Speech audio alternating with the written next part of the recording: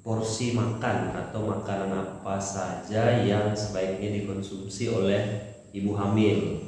Baru pertanyaannya kan biasa, seberapa banyak saya harus makan, porsinya itu apa saja, makanan apa saja yang baik dikonsumsi selama hamil, seperti itu ya. Jadi ini namanya isi piringku, ibu. Ini namanya isi piringku untuk kelompok ibu hamil. Jadi yang pertama bisa ibu lihat di sini. Yang pertama itu ada makanan pokok. Ini porsinya adalah sepertiga dari luasnya piring. Dalam satu piring itu sepertiganya adalah makanan pokok. Kalau kita biasanya di sini adalah nasi. Sebenarnya makanan pokok itu bisa beragam, bisa nasi, kemudian bisa jagung, singkong, kemudian ubi dan sebagainya yang mengandung karbohidrat namanya. Kemudian sepertiganya lagi ibu-ibu, jadi ini sepertiganya tadi adalah makanan pokok, kemudian sepertiganya lagi ini adalah sayuran. Jadi sayuran itu porsinya adalah sepertiga. Pertanyaannya, sayur apa saja yang baik dikonsumsi oleh ibu hamil? Sayur apa saja yang ada dan mudah ibu dapatkan di sekitar lingkungan kita. Tidak harus seperti di gambar ya. Kalau di gambar harus ada wortel, brokoli, tidak harus seperti itu ibu. Sayur apa saja yang ada di sekitar rumah yang gampang ibu dapatkan, yang harganya murah, nah itulah yang dikonsumsi. Kalau kita di sini ada sayur kelor, ada sayur bayam, nah itu bagus sekali untuk menunjang kesehatan ibu selama masa kehamilan. Kemudian sepertiganya lagi ini, nah tadi kan sudah sepertiganya itu adalah nasi atau lauk makanan pokok. Kemudian sepertiganya lagi adalah sayur. Kemudian sepertiganya lagi, nah ini dibagi dua ibu, dibagi dua. Nah ini sepertiganya itu adalah makanan yang mengandung protein hewani. Nah ini yang paling penting sebenarnya ibu konsumsi selama kehamilan. Jangan sampai terlewati. Jangan sampai makan itu hanya nasi misalnya hanya dengan sayur, protein hewaninya terlewati. Nah ini porsinya 1/6 dari makanan ibu itu harus mengandung yang namanya protein hewani. Apa saja sih makanan yang mengandung protein hewani? Contohnya adalah misalnya ikan, kemudian telur, kemudian daging, itu bisa daging ayam, daging sapi dan sebagainya. Kemudian bisa juga ditambah dengan protein nabati ya. Untuk pelengkapnya protein nabati itu bisa tempe, tahu, kacang-kacangan seperti itu ya. Kemudian 1/6 lagi itu adalah buah, jadi jangan sampai terlewatkan. Inilah porsi makanan sehat atau orang bilang ini adalah versi isi piringku untuk ibu hamil. Jadi seperti ini ya. Kemudian jangan lupa juga konsumsi air putih yang cukup, minimal 8 gelas selama 1 hari.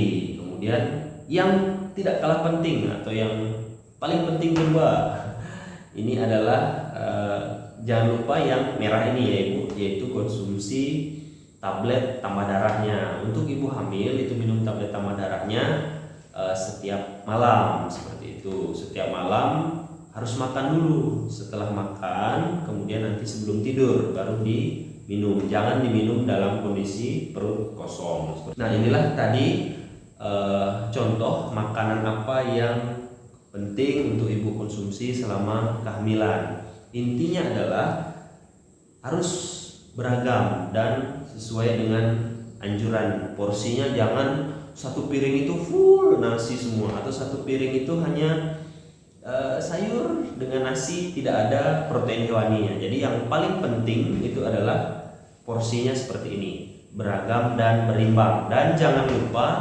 konsumsi makanan yang kaya akan protein hewani, karena ini sangat penting untuk memenuhi kebutuhan gizi ibu dan juga calon bayi, janin yang ada dalam perutnya ibu. Sangat penting sekali, yaitu kandungan protein hewani untuk perkembangan janinnya ibu. Itulah pentingnya konsumsi protein hewani. Jadi protein hewani itu gampangnya kalau kita singkat biasanya adalah ATIKA, yaitu hati, telur, dan ikan. Hati ayam misalnya, kemudian telur dan ikan. Ini yang gampang sekali yang ada di sekitar kita, yang memudahkan kita untuk mengingat protein hewani itu apa? Yaitu ATIKA, yaitu hati, telur, dan ikan. Itulah selama kehamilan ibu juga perlu membatasi konsumsi. Yang pertama itu adalah gula, kemudian garam itu perlu dibatasi Bu ya, jangan sampai nanti terlalu manis makanannya,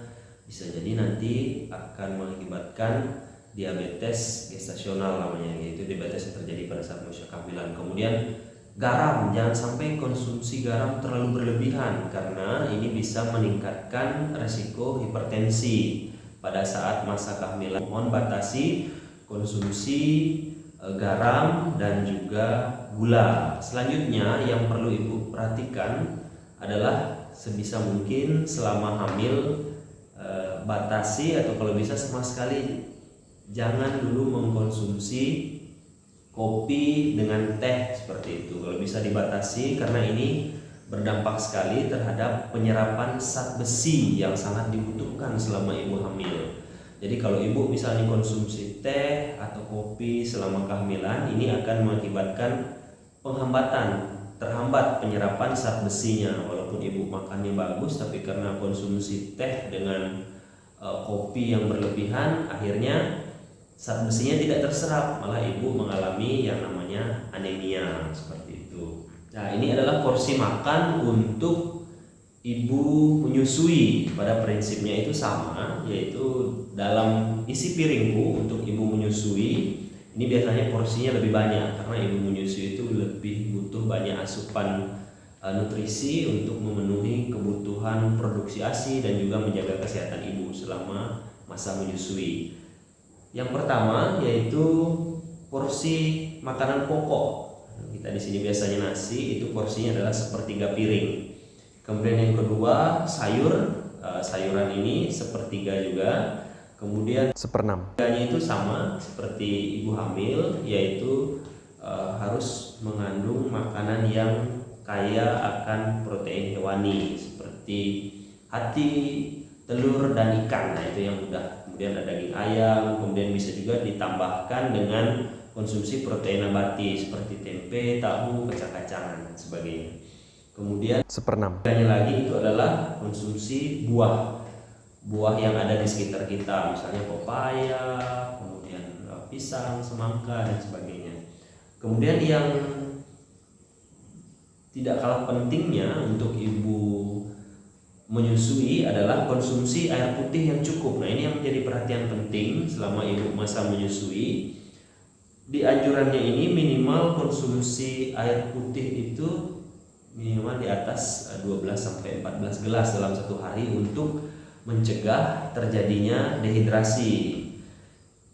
Dan juga konsumsi air putih yang cukup selama ibu menyusui ini juga akan berpengaruh kepada produksi ASI, karena ASI yang kita keluarkan itu kan bentuknya cair, jadi harus banyak minum supaya produksi ASI lancar.